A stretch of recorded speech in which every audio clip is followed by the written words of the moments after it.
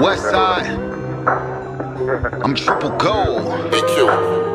Yeah, picture me rolling with some Dayton's on a Benz. I got no love for you niggas, ain't no need to be friends. Included you in my vision, thought you wanted to win. Cut you out, I tore it down and built it over again. Shit ain't stopping, I'ma pop it till the day is the end. Made myself in the beginning, then I made me again. When it's over, ice my shoulder, I ain't making amends. Play that trick in CeeLo Green, let it blow in the wind. I'm smoking better than I ever did.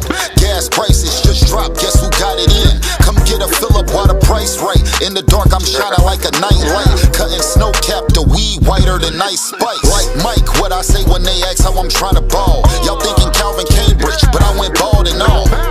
Long story short, I'm never folding, but niggas still wishing and hoping. Picture me rolling, shining when you see me outside. I be chain smoking side, got me out of my mind. She be calling, trying to kick it, but it's hard to find time. Wake up in the morning, thank God, and then grind. Yeah, I don't pop pills, can you picture me rolling? 4K still, can you picture me rolling? Undeveloped film, can you picture me rolling? Fuck a record deal, can you picture me? Picture me, you niggas tickle me. Ain't fucking with my baby pictures, is you kidding me? Triple gold, made Dayton daily, I'm back in that mode. Before the summer's over, match me, I smoke out the bowl, make it roll. In the beginning, shit was going slow. Pack drop, this growing wings, come get it before it's gone. Check the mail, break a box like I'm Donkey Kong. Did a reel, made a sale before I up the post. Phone ringing, where you at? I'm on the way to you. Out the trunk, I made a killing, I know Ray Caruth. You can't dunk if you need me to throw the alley-oop. Never seen a meal, but it's coming soon, I found the loop. Went to Muse, in the dark you see my jewelry gleam. Had to make some chicken soup, them niggas sick of me. I'm back together, niggas wanna see me broken. Of course I had to triple my golden. Picture me rolling, shining when you see me outside. I be chain smoking side, got me out of my mind. She be calling, trying to kick it, but it's hard to find time. Wake up in the morning, thank God, and then grind. Yeah, I don't pop pills, can you picture me rolling?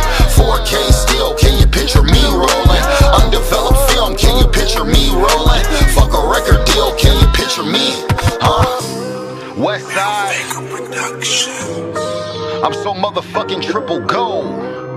Niggas hoped it was over, but in my mind, we just getting started.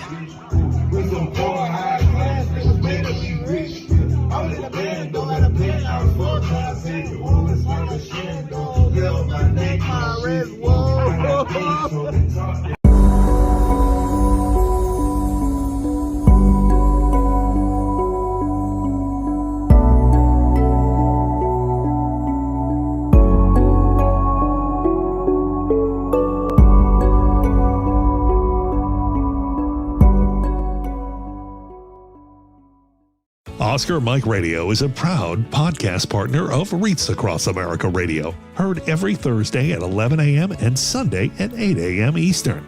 They're also big supporters of the nonprofit I Got Your Six, Two Lives at Once. And with every Wreath you sponsor through Oscar Mike Radio, $5 goes back to this great organization dedicated to making a difference in the lives of veterans, law enforcement, firefighters, and first responders battling PTSD.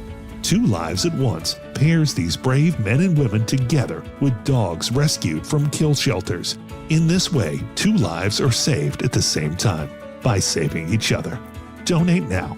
Go to wreathsacrossamerica.org/Oscar Mike Radio to help. That's wreathsacrossamerica.org/Oscar Mike Radio.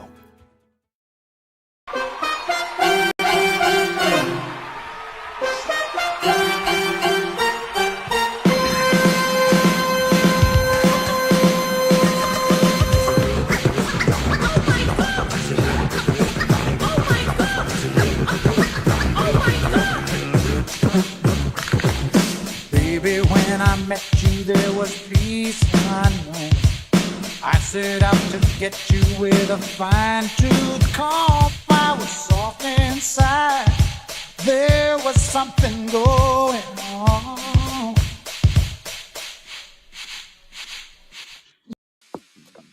Monotony. It comes in all shapes and sizes. Dull, tedious, just plain boring. But what is this? A contender, perhaps? Something unboring by the looks of it. jabs right at dull, an uppercut to tedium, something that keeps you on your toes, keeps your head on a swivel, a knockout punch to your old, boring workouts. Welcome to Fight Camp.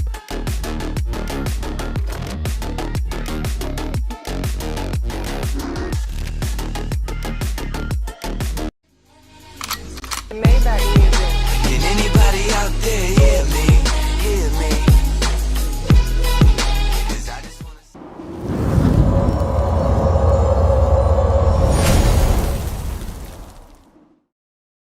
Get ready! Woo! We are on tour and we're doing it better than anybody else alive.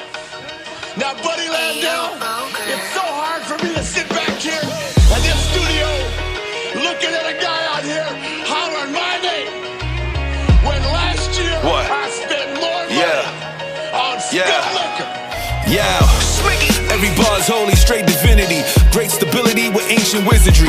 God goes writing on the page after I prayed, he visits me. My frame is spiritually plateauing when angels lifted me.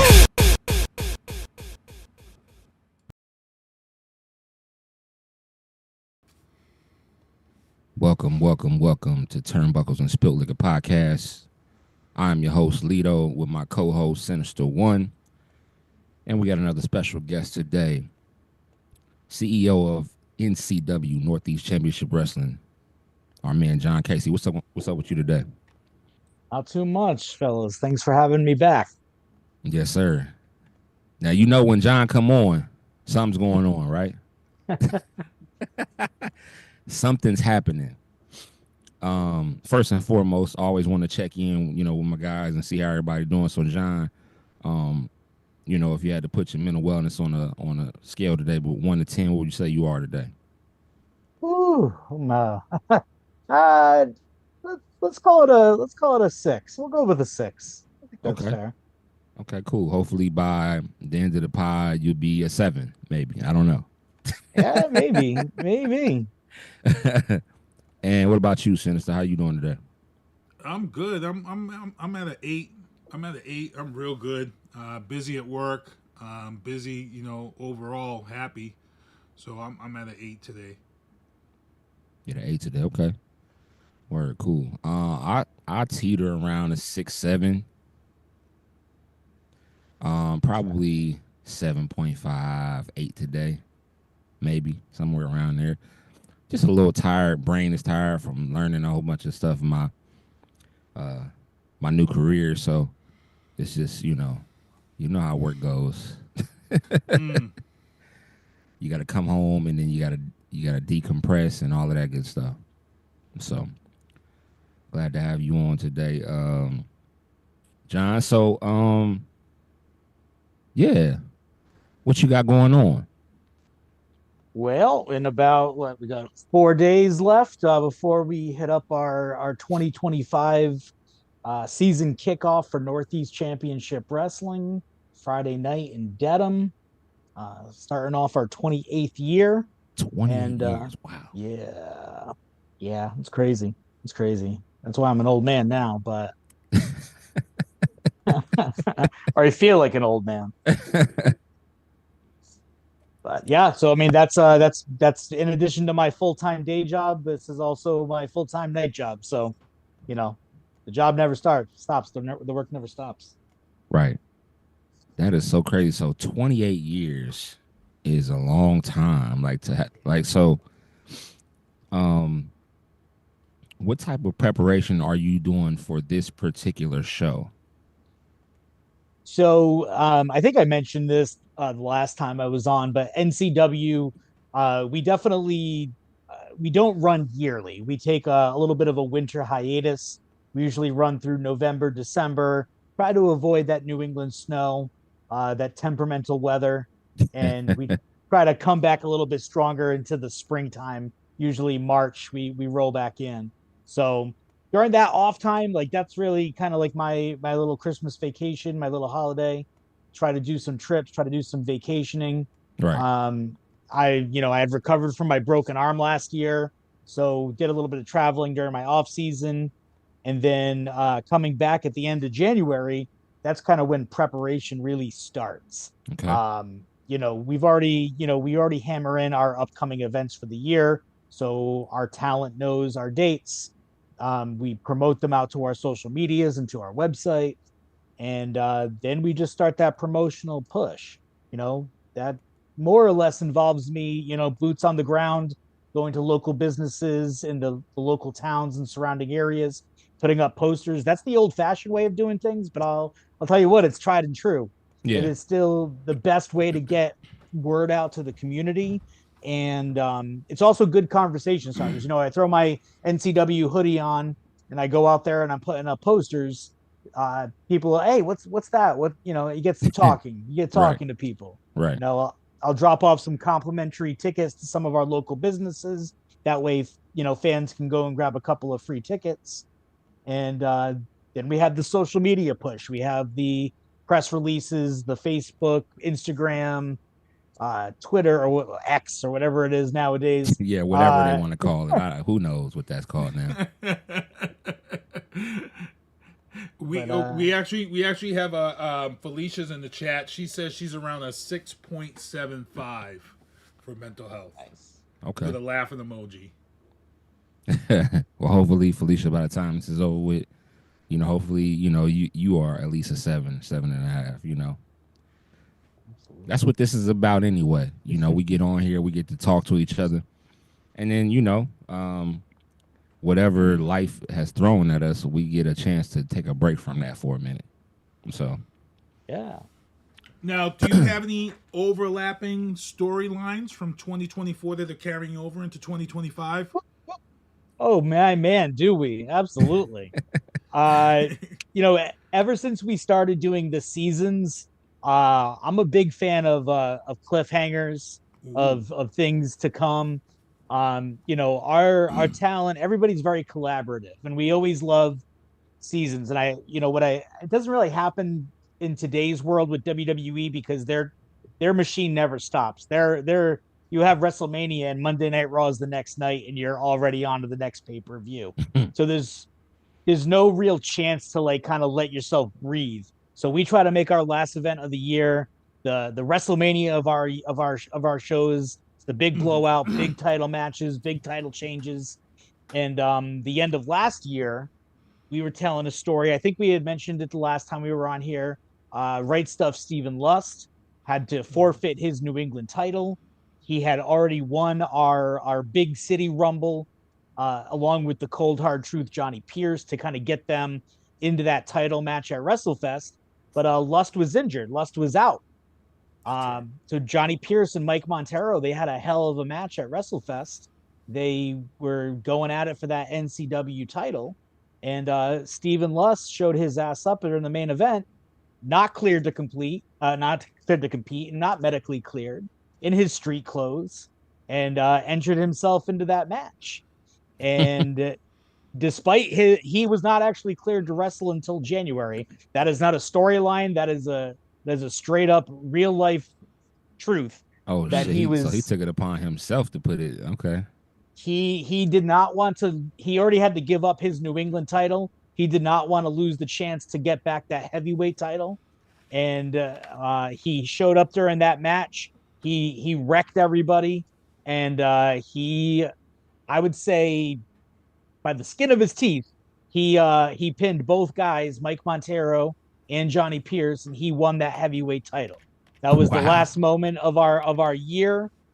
He got medically cleared in January, and so now he's going to show up on March 21st, Friday night in Dedham, and he's going to have that heavyweight title. He is the champion. Johnny Pierce, he doesn't really feel the same way. He feels he got kind of screwed. Mike Montero, he is dealing with a back injury of his own, so he's actually on the shelf himself. So heading into this Friday, you got a lot of chaos over that heavyweight belt. Stephen Lust, Johnny Pierce, and Johnny Pierce has already said that if Stephen Lust doesn't hand over that belt, he's gonna pretty much murder everybody in the locker room until he gets his hands on Stephen Lust. So. Damn. That's dope, man. That's an interesting storyline, even though most of it is the truth. The best storylines have that sliver of reality, right? I think that goes back to WWE. Like, Steve Austin, Stone Cold Steve Austin, that was the real dude. He was that beer swilling, trash talking redneck. And he took that reality. When Owen Hart broke his neck and he couldn't wrestle for those 6 months. His rivalry with Vince McMahon, him giving Vince McMahon the Stone Cold Stunner in Madison Square Garden, like that's reality. There's real life to that. So it's facts. So Stephen Lust, he's a dude that, he didn't want to be put on the shelf. He was forced on the shelf and he said, no, I'm going to go in here and I'm going to do this. Johnny Pierce, he spent the entire year not getting pinned. He didn't get pinned once all throughout 2024. So that loss to Stephen Lust was the first loss he had all year where his shoulders were pinned to the mat. So he was hot about that. He was angry about that. He hasn't spoken. He's let his manager, Kevin Castro, do all the talking for him. And at the end of that night, I heard him in the locker room.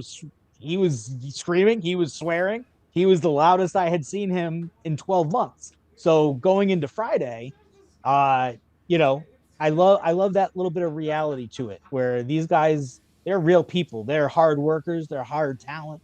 And they're tremendous personalities. And when you kind of throw them all into the pot and let them cook, it's going to be pretty cool. I'm looking forward to it. Nice. So I got a question. So when putting an indie show together, right? Yep. You know how like WWE and AEW, they may have people who write the ending. They might write who's going to win that match. Do you guys do that, or do they talk amongst themselves and kind of figure out how they want to, however they play to the crowd a little bit to see, how we're going to do it? Do they decide on the fly, like, amongst themselves in there?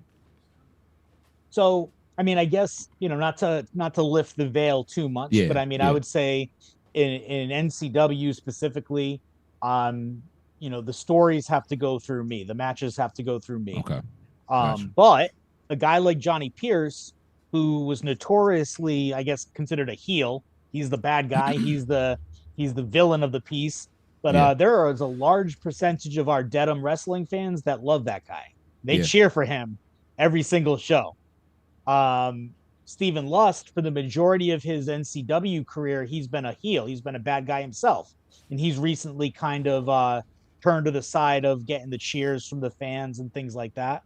So Johnny Pierce and Stephen Lust, I don't know who they're going to cheer for. I don't know who they're going to boo for. I don't know what's going to happen Friday night. And I think those are two professionals that they will go with what the crowd decides.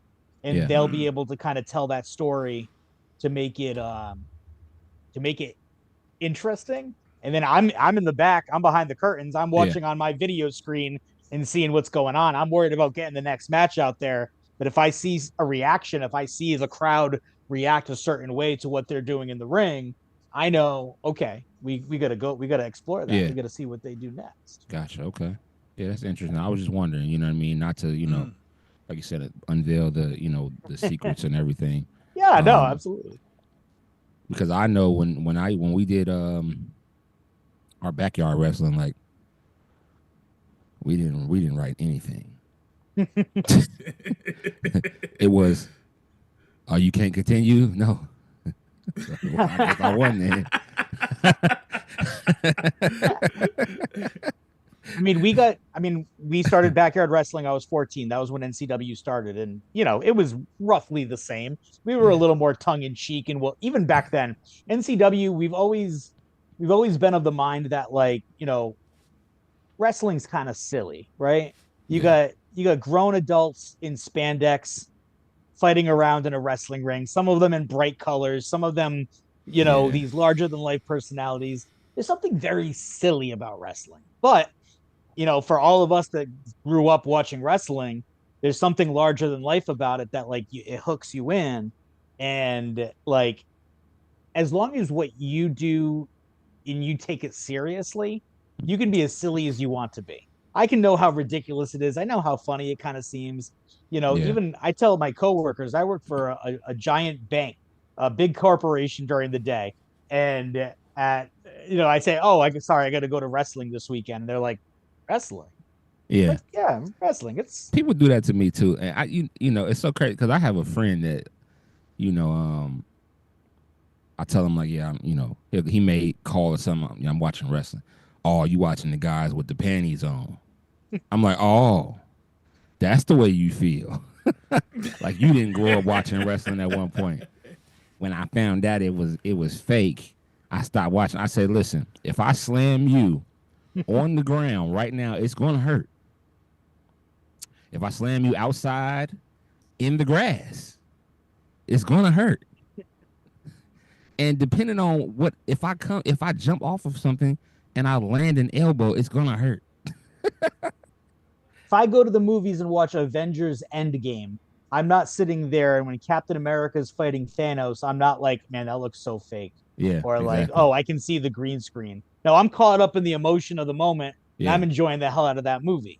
Like, Right. yeah, I know John McClane's not killing anybody for real in Die Hard, but when Hans Gruber gets thrown off a roof, I'm not being like, oh, that looks fake. Yeah, exactly. Enjoy the moment. Watch what you're gonna do. You're gonna if you can get. That's why I love independent wrestling. Obviously, WWE's the king. AEW is doing their thing, but like going to a live wrestling show in a small little VFW and like getting caught up in that moment, that's a high I can't replicate. That's just the best. Yeah. So, as silly as wrestling is in spandex, I will always take it seriously, because if I don't take it seriously, how would I expect any of my paying customers, any of my peers, how can I expect them to take it seriously? And let's be honest, we might be experiencing the best wrestling out from the independent because of what? Here we go. This is what I wanted to get into with Mr. Casey, even though we had him booked for a minute, and it's a nice segue. Yes. And in this next topic, what does it mean? WWE, and we talked about this with John, and we talked about this with Ryan, and we hinted, and we were like, yo, whatever's coming is going to be big. And we had this announcement. WWE ID is going to be reaching out to independents, and we're going to be pulling people from those independents, and we're going to be putting them into our own platforms where it's going to really open the doors for independent wrestling. And I'll tell you, it's already began to see the effect of this, because they hit Tubi. WWE Evolve hit Tubi, and you got a guy like from here who we've talked about in this show, the human action figure Gall, was featured on Tubi last week.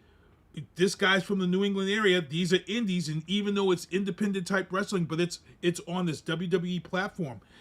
I saw a school share pictures of their session in Rhode Island for people to come down to sign up for wrestling, and they were blown away because they had 35 people show up to that school to start taking wrestling. And I said, this is it. I said, when Triple H said at the last PLE presser, he said, we're doing this, we're doing this, we're doing that. And I said, man, I said the independents are about to experience highs, lows, success, and downs and ups that they've never probably ever seen before, because of this one organization focusing on independence. Even though they've got 4 locations in the country, that's somebody's dream. And I felt like you're going to see the talent levels rise up at that independent level. Any promoters like Mr. Casey here and Mr. Drew who do it right, they can build off these successes. Ticket sales, some of these indies are already doing good with ticket sales, but you could kind of up your ticket prices to maybe pay guys better, pay people better, number one. But the thing is me that I'm worried about, and I got to ask Mr. Casey, what I'm worried about is that and I'm watching LFG, and we'll talk about LFG, but what I'm worried about is that I liked going to indies and seeing that guy that works a 9 to 5, but he's here just to, he wants to just be that guy on the weekend to be cheered for, or that guy that wants to work 9 to 5 and be that heel that nobody knows. And I feel like those guys who have built their careers of just being somebody who wants to be a crowd pleaser, I feel like this expansion of independent explosion is going to push some of these guys out, because some of these indies are going to, some indies, let's just be honest, some of these indies aren't going to take these guys or women anymore that's going to be a 9x5 and not really be serious, because now if you've got the WWE putting eyes on your product and they're coming and taking guys from you for whatever, you're going to say, I can't have this type of person. So some of these indies are going to turn those guys away. I think there'll still be some independents that will take that type of wrestler, but I think it's coming. It's coming, and that was the question I had. I wanted to ask. I didn't want to ask that off air. I wanted to ask Mr. Casey that openly, because I wanted that emotion, because he's been in this 28 years. He's been in this game, and not once has the WWE ever have taken this type of opportunity to where you could be that guy pulled in, and you could be on Tubi like a guy like Gall. It's this is it. This is what you've been dreaming for at that independent level. Facts. Okay, so I have a couple of different thoughts to this. I guess first and foremost, the WWE ID program it has less to do with independent wrestling, and it has more to do with AEW. So for the last 3 years or so, I know AEW's been around for 5 years, but for the last 3 to 4 years, you saw a lot of the top up-and-coming independent talent get signed to AEW, locking them in for long-term contracts. A lot of the talents that were working those AEW dark tapings in the beginning, and those Elevation Dark, those YouTube shows that had like 20 AEW matches every time, you saw tons of talent, a lot of them that are currently in NXT, that were working those shows for AEW. So AEW had a really good avenue to connect with local independent companies, bringing in local independent talent.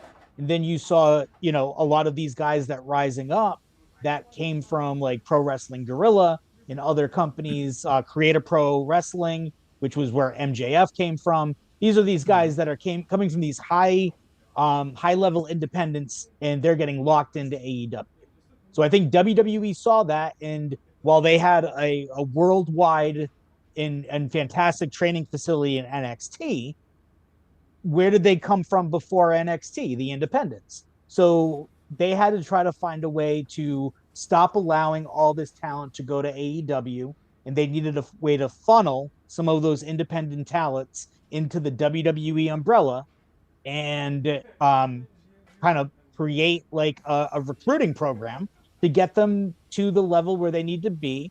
And that way, when the time comes, they can look at their ID contracts and they can say, okay, these are who we want. We're going to pick up Gall. We're going to pick up Ricky Smokes. We're going to pick up A, B, and C.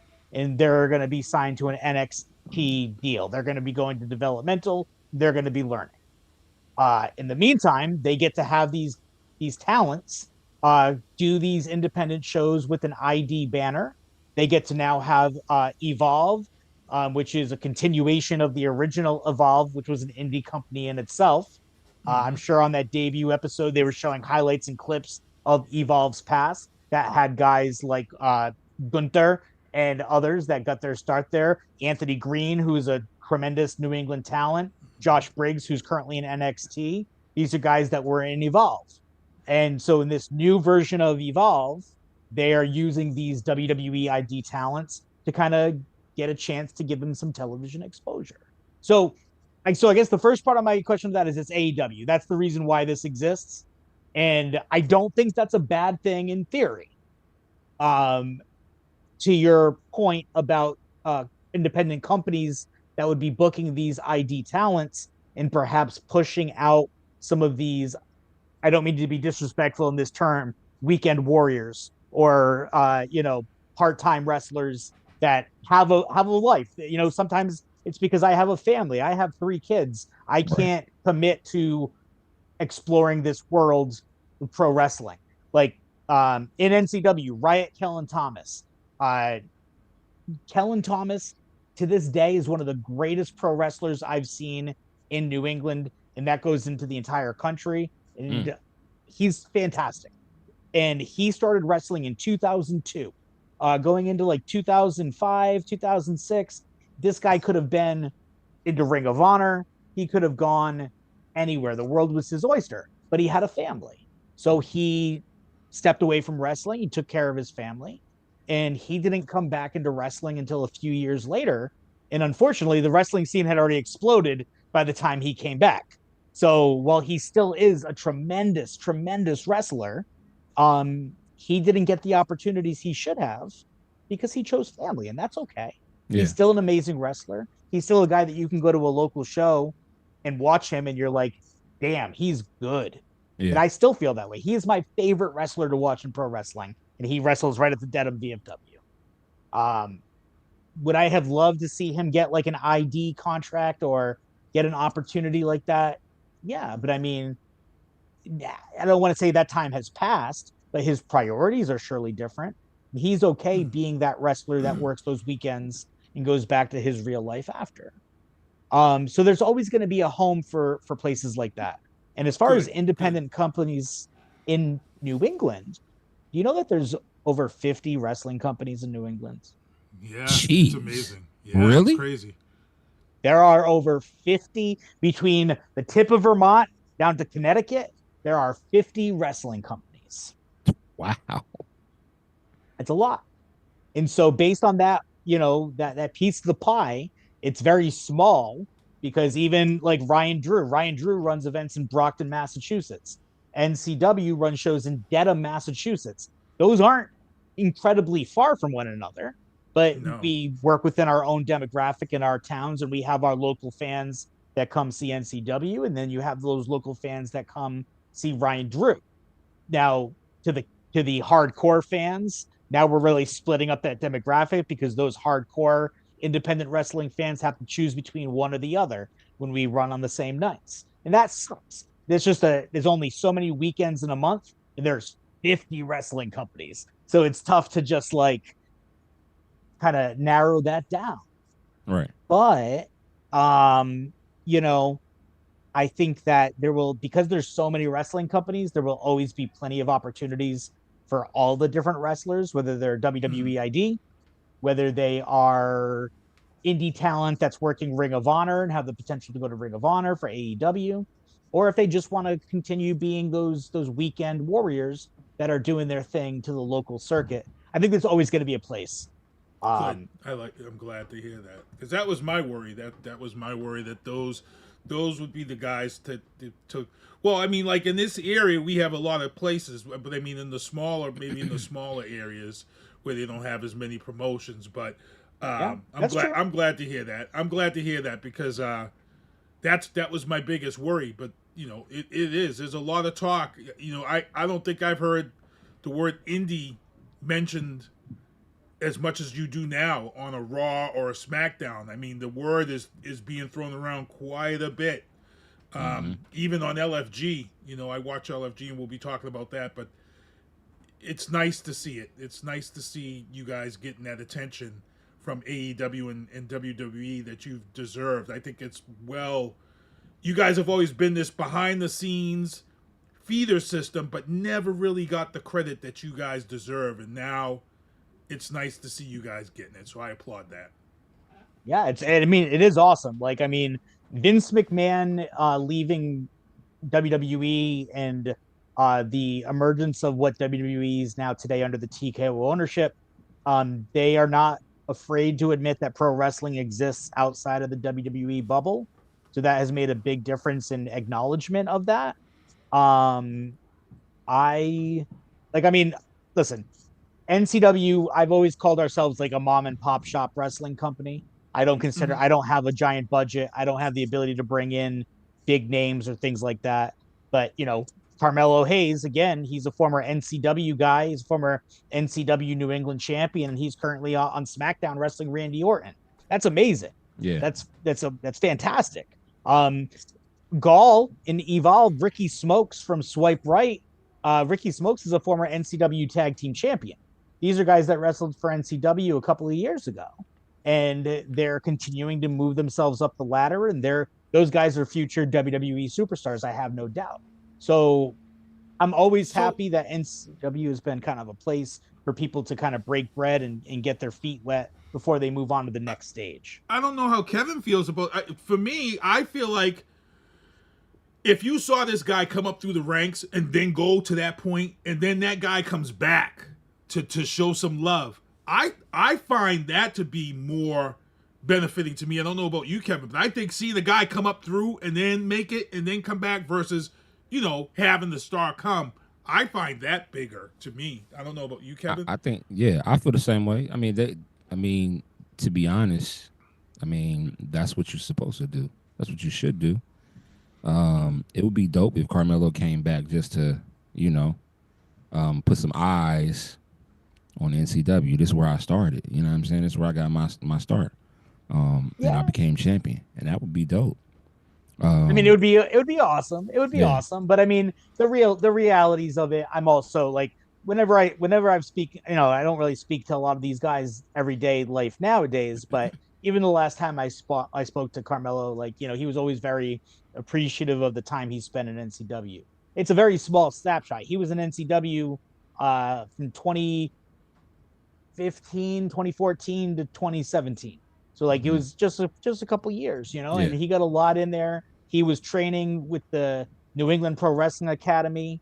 He was a chaotic wrestling guy that really kind of worked his way up, but like he got some of his, big matches first out of the way in NCW, and that's awesome. Like this year, with being our anniversary year and everything else, I'd love to try to bring like Fandango back in for a show. He was a guy that wrestled for me at 17 years old. He was 17. He's a former New England champion.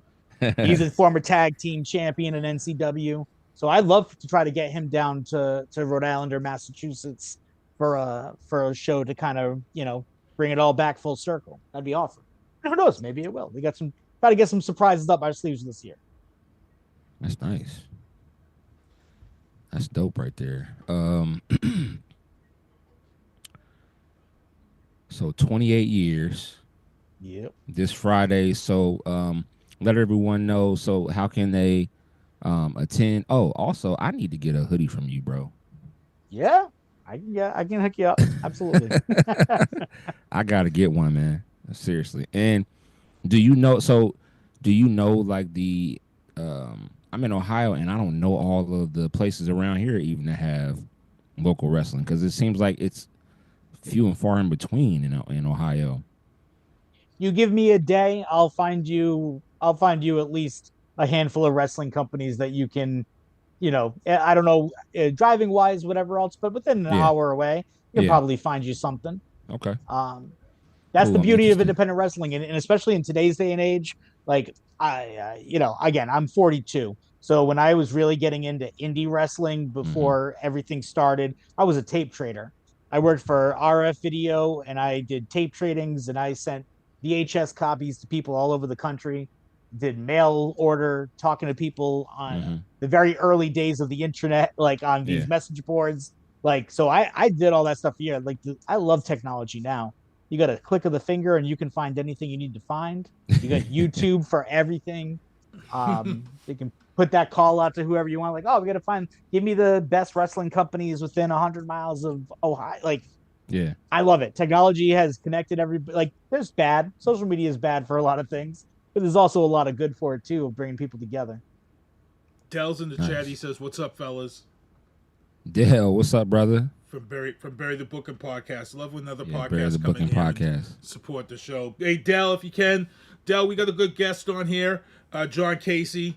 If you want to reach out to him and get him on Bury the Booking Podcast, that's another good look. That's how you network around here. So Dell Wilborn, yes, sir, who's in the chat, Dell's, Bury the Booking Podcast. Bury the Booking Podcast. They out of Philadelphia, and they're strictly wrestling just like us, And they're dope. We've done two pods with them. Yep. We usually do like the major one. So like when there's a major pay-per-view coming up, we either do the Tuesday before or we'll do the Tuesday after, so we can recap everything. So it's just dope. Nice. I gotta ask my man, because this was a big thing, even though it happened 2 weeks ago. It's still being talked about every week. Your thoughts on the Cena heel turn? I don't generally watch a lot of WWE now. I did watch the Royal Rumble, and I saw the whole thing. We sometimes use pro wrestling scorecards to kind of predict our match results and things like that. We have a little group that keeps the scores on things, and I'll tell you what, the last thing I had on my predictions list was Jey Uso winning the Royal Rumble. So Okay. I'm watching this thing. Originally, my idea would be, it'll come down to Cena and Punk, and Cena's gonna eliminate Punk. And then, Cena gets tossed out. You're watching it, and you're like, oh, okay, wow, Jey Uso's in there with Cena. Okay, Cena's gonna toss out Jey Uso. And then, they did something which I didn't see coming, which was a pleasant surprise. Yeah. And then you saw Cena get tossed out. And then you're sitting there and you're like, okay, it's this dude's last year. We know that he's going to go for his number 17. We know that what's the path to get there? What are they going to do? Right. Then you get to the Elimination Chamber and you have The Rock doing his weird ass I want your soul thing with Cody. That was weird. I don't know. I watched the highlights of it. People told me I watched it. I was like, I can't watch that live. I watched the highlights and I was like, what is happening? But we were too. We were too. We know Cody's not gonna align himself with The Rock. Cody Rhodes is the most purebred babyface. Like, he's just he is the babyface. So is he really a babyface though? I yes. think Cody's a little he can be.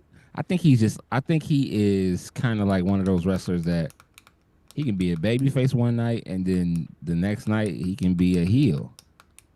I mean, he can be a heel, but he is the company's hot ticket item. He is the guy that sells these tickets right now. If you compare him to other baby faces, no one does the job of a baby face like Cody Rhodes. He makes his opponents look good. He's always firing up these crowds. He's going on social media and picking kids out of a crowd and giving them free tickets. Like, this guy's just a good ambassador for the company. So he's not going to be bad with The Rock. And so then you're thinking, okay, so who's going to be turning and joining up with Rock? I still thought it was going to be CM Punk. So I was like, oh, okay, Punk's going to win Elimination Chamber and he's going to turn on Cody. Then that didn't happen either. And then Cena wins. And I'm like, okay, well, they keep on changing the game a little bit. And then when they have Rocky come out and be the thing with Cody gives him the big FU. And, they do the whole, hug, slit the throat, and John Cena turned on a dime. And I'll tell you what, I mean, besides the fact that Travis Scott was out there making everybody look foolish because he didn't know what the hell was going on, it was a very well done segment. It literally got the world talking. People that haven't watched wrestling in 15 years, they're like, oh, you got to check out this YouTube clip. I'll be honest, I didn't watch Elimination Chamber, but I did turn on Raw that Monday thinking they'd follow up on it. And that's where WWE just missed the ball again. Like, I don't care if Cena's out filming a movie somewhere. Get him in satellite, get him on the screen, do a promo. They made people wait. They made people wait. And I wish, then, you know what? I wish they would have put him on the screen, had him get ready to speak, and then he just walk away. Tease it out until a couple weeks until they go international, and then put him out in the ring like they did on Monday and do that face-to-face with Cody. But, Cena's going to be effective in this role. He's going to be effective in this role. The question is, does he go over Cody at WrestleMania? Does he get number 17? Yes. Or if Cody wins, does that just bury John Cena as a bad guy right out of the gate?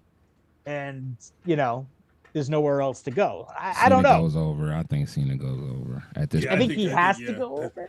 Yeah, I think it's coming. Yeah, I think Yeah, it's coming. he's going Felicia's over. in the chat. She says Punk would never join Rock. That's her opinion. She says in there. So it was a great moment. It was. We were all wrong about Royal Rumble, though. I tell you that. So we were all wrong about Royal Rumble. Super wrong. Nobody said Jey Uso. Nobody. I don't know nobody that picked Jey Uso. I'm fine with Jey Uso. Give him. The problem is that having the two world titles, one title is always going to be less important. No offense to Gunther. He's world heavyweight champion, but they don't have the same heat of what Cody's doing right now with The Rock and with John Cena. You got the three biggest people in all of pro wrestling, and then you've got, right now, Jey Uso, is he even going to get a chance to main event night one, or is he going to be stuck in the opener and they're going to let Rhea Ripley main event night one? Like, I think Jey Uso a main event night one. I think I have a hot take that I ran past Sinister, and he was like, I don't know, but I believe The Rock is bringing back the corporation to some degree, and I think that WrestleMania is going to come, and I think he's going to have some hand in Jey Uso winning, and I think he's going to kind of take Jey under his wing as one of the guys for, to join the corporation. I think Jey Uso, he's going to be champion. I think John Cena is going to be champion, and both of those guys, along with maybe one other person, because you remember he kept holding up like three fingers at one point. I think it's three people. Because he says in these interviews, like, nothing that I do there's a purpose. It's hidden things that I do that people don't find out till later on. I think Jey Uso is going to be part of. That would be a very big mistake. Yeah. That dude sells tickets. He sells T-shirts. He spent 4 years getting out of the thumb of Roman Reigns. Yeah. If they just go ahead and make him a lackey for The Rock, biggest mistake you could possibly do. Yeah. Now, again, I don't know what they'll do. I don't know which way they'll go. So, yeah. They swerved me a couple of different times on this story, but I think the best thing they could do for themselves is keep them separated. I could still see Rock getting involved with those bloodline cats and using like the other ones, Solo Sakai and Jacob Fatu and all the other 30 Samoans they got running around there. I can see them still coming in and being with Rock in some way, being his corporation. Yeah. But I don't see Jey, but we'll see. Who knows? The only reason why, and another reason why I said Jey, is because we got to have some way for Roman and Rock to have a disagreement. So that's coming. That will come. That will come. So they got to get their promised WrestleMania match that they've been wanting to do for 10 years. Exactly. They got to do it at some point. Exactly. Rock's not getting any younger. He only got a couple more matches in him. Right. Let's tackle some of these other topics here. So we talked about the season kickoff and everything. AEW, they announced Collision in Wichita, Kansas, May 17th. I just watched, what was that pay-per-view AEW just had? Revolution. The crazy. Revolution was crazy. that women's match was out of control. Yes, it was. I've never seen, when you told me to go watch it, I said, let me sit down. And I turned that on. I have never seen women bleed like that ever. I mean, like, it was glass in buckets that they taped on. They're doing, AEW's doing a lot of stuff just to try to compete and keep up with rating wise. I mean, match of the year. That match is match of the year nods. When we're talking at the end of this year, that's going to be mentioned. That's up there. That Swerve and Ricochet match too, man. That match, gee, you talking about talent? That match right there was one of the best matches I ever watched. Anytime Swerve gets in pay-per-view and he goes against Will Ospreay or these guys that really go really hard in the ring, they always have a great match, man. I don't know how y'all feel, but that's how I feel. Yeah, I've always liked Ricochet. I'm just the fact that he didn't like to do promos and he had this fear of talking is why he got released from the WWE. They wanted more from him, but he didn't want to go that route. And the funny thing is it took them releasing him for him to realize that, because now he's kind of opened up. He's cutting more promos to the point where he's getting that crowd response. So Ricochet's kind of a guy that, you know, could end up back in the WWE if things don't work out, now that he's doing the stuff that Triple H wants him to do. So it's going to get real interesting to see. AEW has lost some key guys, you know. Ray Phoenix promo. That was crazy too. I seen that. So that's coming. And Aleister Black, I'm pretty sure, is going to be this Judgment Day member that they're trying to fill the void with. Mm-hmm. As you know, this week they've been talking about. I think Finn's going to leave eventually. Yeah, I think Aleister Black fills that well. Well, I mean, so AEW has a ton of talent. They have a lot of talent, amazing talent. And people give AEW a lot of crap. I'm of two minds of it. One, a lot of people that complain about the tribalism of WWE versus AEW and all that. Clearly, we're never around for the Monday Night Wars or WCW versus 100% WWF. Like, yeah, we didn't have Facebook back then, but we had some message boards. We had some nasty talk. Yes, we did. Or just look at the signs out in the crowd. Like, there was some brutal wars back then. So social media has just kind of lit that all up to where everybody can get on their soapbox and bitch about things. Yeah. But like, the truth is, like, tribalism has always existed in wrestling. And AEW's made some mistakes along the way, but AEW, they're just a little over 5 years in, a national wrestling company born out of nothing. Yeah. They're going to make some mistakes. WWE's been around for 60 plus years. Like, AEW's, they're taking their baby steps on live TV every week. You got to give them a little more grace. You got to give them a little more chance to make those mistakes, because they're going to rebound. They're going to come back through. They got the money, they got the backing, they got the talent. Right. Just got to give them some time. But yeah, the people that complain about, oh, AEW's better or WWE's better. And I grew up in the 90s. I dealt with NWA versus Vince. Like, come on. Dell's in the chat. He said that show had some bangers. He said Ospreay and Fletcher in the cage match was. I know that. Ospreay and Fletcher off the top of the cage. Did you see that? I did not. No, I saw some clips. Again, if there's one thing, even WWE or anything else, I just don't have 4 hours to commit to my time. Yeah.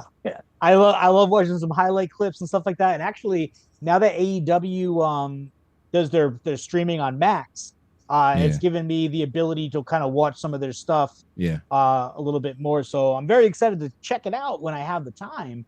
But I just usually stick to Prime now. That's crazy. Yep, that's cool. Those are big moves. Yeah. Those are big moves in this time and age. Like, but I did see I did see the Spanish fly off the cage, and that was pretty. My goodness. That was pretty sick. Nobody in WWE would have done that. I mean, seriously. There's probably some fool out there that would do it, but I don't think they would have landed it like they did though. Well, Will Ospreay, he's probably the best pure wrestler going on the national scene right now. Yes, he is. I agree. Will Ospreay is a man. Will Ospreay figures, come get my money. Seriously, there's a figure that I want that it's a 1 of 3,000, but now you got to try to get it in the aftermarket. Come take my money. I need it. TNA, the Hardys and Moose not cleared to compete after sacrifice. Well, I mean, they did have some tough matches. Yeah, they did. Yeah, they did. They had some tough matches. That match, Obafemi and Moose was so dope. Yeah, it was dope. And then we know what the Hardys do. They're a little too old. To be doing some of the stuff that they're doing now. You jumping off ladder matches at that age.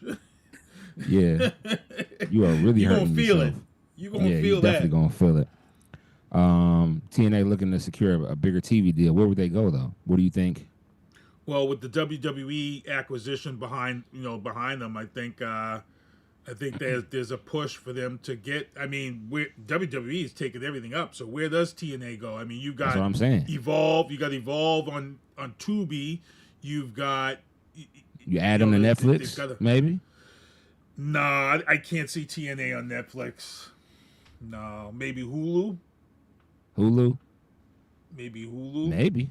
I don't know. Maybe. I don't know. I think that might be overestimating TNA's value. Yeah. If they really get bought out by, I mean, listen, this talent exchange they got going on with NXT, it gives a lot of shine to TNA. Yeah. But I mean, to say, like, put it this way, when WWE started airing Evolve events on the WWE network, that was a big thing that happened, and it also eventually led Evolve to being bought out by WWE.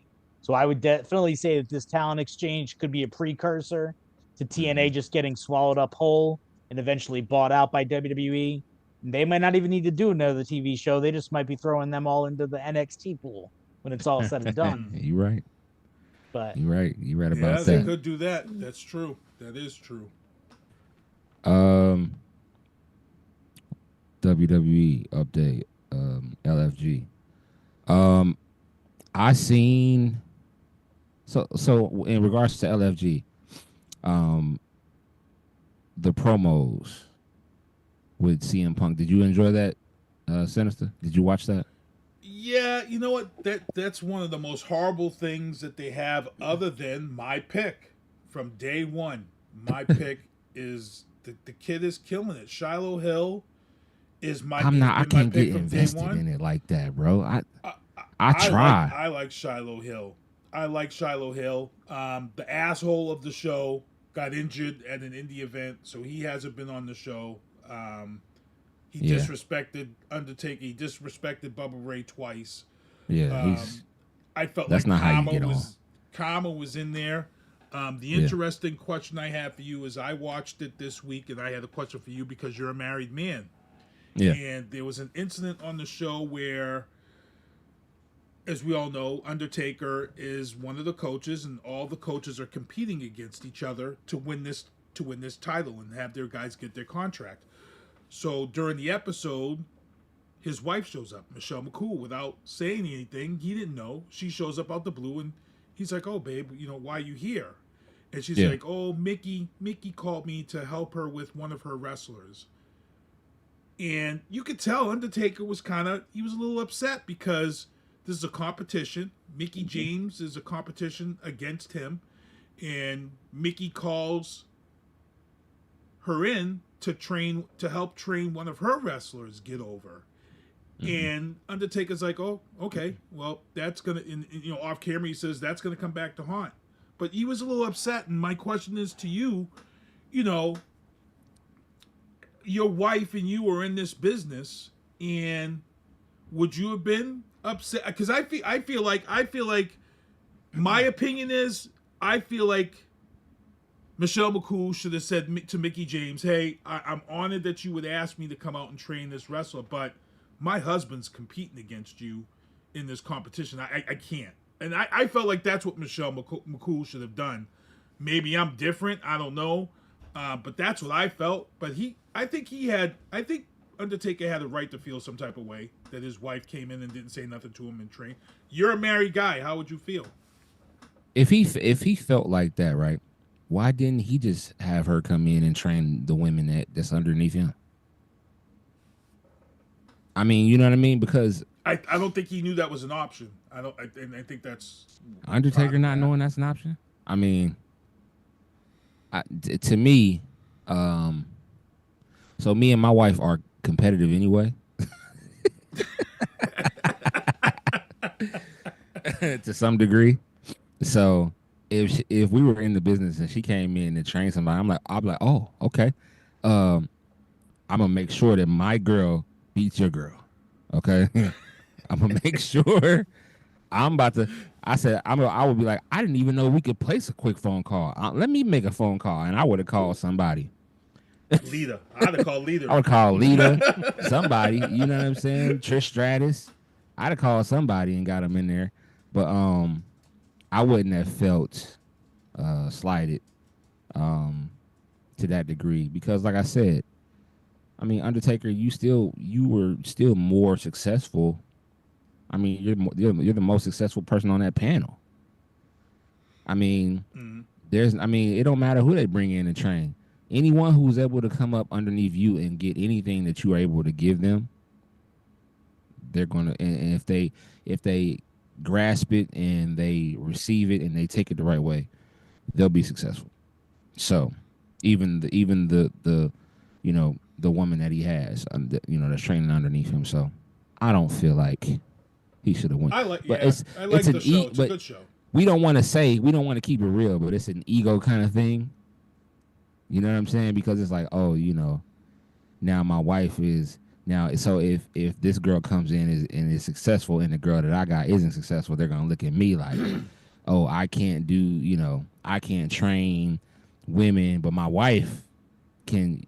I would look at it differently than him. Like I would say, hey, if I can't train this woman, my wife can. Right. Well, so there is one thing that did bother me about the show this week that I did learn that I'm not kind of happy with. When they first put this show on, they made it look like that these kids were from independents and things of that sort.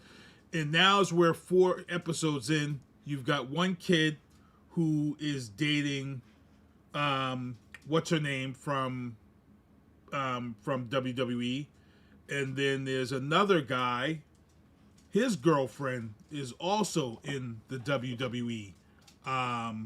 So I'm like, okay, you were at first were led on that these people were from all different walks of life, and now we're finding out that some of these people are connected to stars and boyfriends and whatever, and I'm not happy with that. I felt like people shouldn't have that connection. So I don't know. That should be offered to real independent, like real indie guys and girls, you know what I mean? Like that are out there busting their ass. That's that's who that should be, offered to. Not people that, you shouldn't be able to get in just because I know The Rock's daughter, so you know what I mean? They put me on the show to see if I can become a superstar. That's trash. Felicia in the chat says maybe he didn't want to be in Michelle's shadow on national TV. She says Mark knew. She would be in his shadow. She's not big enough. Michelle McCool has never been bigger than Undertaker. Like she would have been in his. I think it's just a man thing where you don't want, if it's a competition and you lose, they're gonna say he lost to his wife, and that's thoughts, unfortunately. John? So I have not watched any of this show. Yeah. I guess what I will say is that WWE reality TV is probably a lot like regular reality TV. So some drama is probably manufactured. Yeah. There's probably some kernels of truth to every part of it. And I'm sure those producers are setting things up to let the dominoes fall when they're ready to. And they wanted us to have this conversation. Exactly. They got us. They put the hook out. They got us. They got us, and whoever else is talking about it. So, and that's what gives them a second season. Yeah, exactly. Felicia says Mark knew. Yeah, she's saying it in the chat. Yeah, mean Mark. Yeah, he definitely knew. 1028. Real quick, Raw review. How what'd you think of Raw? Did you see Raw it too, John? Raw in Brussels was great. Y'all can just shut the noise down about Travis Scott making Cena's music for him, because what happened on Netflix in Brussels, Germany, you can't predict. This is why I love the WWE and wrestling, all wrestling sometimes, because when the fans change your whole idea, because for weeks we've been hearing Travis Scott is doing John Cena's new heel intro. And when they came out and you heard the John Cena theme and you heard the horns, but the crowd was saying, John Cena sucks. They've always said John Cena sucks. I was like, yo, that's going to be real good, though. They've always said John Cena sucks. But I believe that we're not going to see what he really is going to be until WrestleMania. He's not going to he's going to wait. you know, if you remember all of the time John Cena has ever been in WrestleMania, it's always been a big entrance, a big crazy entrance. Every time he's been in WrestleMania going against anyone for the belt, especially, he's always pulled out all the stops at WrestleMania. Well, he said he's not changing it. He said it. He said, I'm not changing my music. He said he's not changing. He said you still can't see me. So, you know, he's playing this. He's gonna. Yeah, I think he's playing doing a little this. Bit of. I like how he's playing the heel. Yeah. I think John Cena had been dying for this moment to play a heel. I think he's been itching to play this heel for the long, because people tend to forget when he came out as the Dr. Dugnomics, that was a heel. But unfortunately, everybody liked the goofy rapper picking on other rappers with these raps, and the heel character never really took off. So he became this face. I think he's really gonna. I think we're gonna see something different, just because when he comes out now, he's looking like a sad puppy. He ain't really looking like he's looking like, I'm out here. Y'all did this to me. 25 years I was in a toxic relationship. Like, come on. Okay, you cut that promo. I like that. I know promo. But I'm saying, I believe he's not gonna keep up with that though, until he's gonna change something. There's gonna be something, because even Cody said, where's the guy that's on this shirt? Where's he at? Like, because if I cut, he said, you better find him, because if you bring this guy to the ring, it's the whiny bitch. Yeah. I'm going to kick his, you know what I'm saying? So I think that we'll see a change. It's not going to be the same music and all of that. I think I even think that WrestleMania, Travis Scott's going to come out walking to the ring. I even believe that with his new song. I believe that.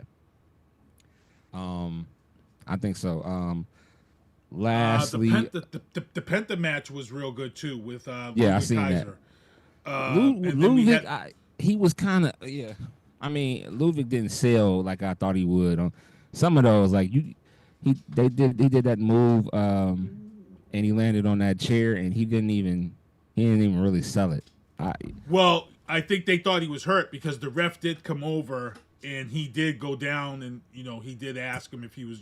You saw that, but there was another scary moment when Jey Uso went over the top rope and he missed the spot, and his back hit the side of the ring. Exactly. I thought he was going to be hurt, but he bounced. He said, "I'm okay. I'm okay." My thing is, hey Jay, you jump through the middle, okay? You don't go over the top. That's not your thing. When you were younger, you would jump over the top. Now you jump through the middle rope. Just jump through the middle rope, man, if you're going to do that. Because he almost never clears the top. I don't know if y'all pay attention to that. He almost never clears the top when he tries to jump over the top rope. I don't know what's like. I don't know. I don't understand what's going on with that. WrestleMania rounding out. I said that Rhea was going to make herself, is going to make that a triple threat. You called it. Yes, you did. You called it. She came out and she signed the contract and put Adam Pearce on notice. And he was like, you can't sign the contract. You're not there. She's like, it's a legitimate thing. I signed it. Make it a 3-woman. Yep. So, and then I also called what if you hear about what Seth Rollins was talking about. He's like, I'm going to go over to SmackDown where CM Punk and Roman are going to be talking to each other, and I'm just going to make an appearance, and I'll just be the third wheel. So that's going to be a triple threat as well. See, I think Seth is that corporation guy. He might be. Because he curb stomped CM Punk. He curb stomped CM Punk for Cena to win. So I'm like, is Seth the guy? He's also going around. He's been going on with this whole thing.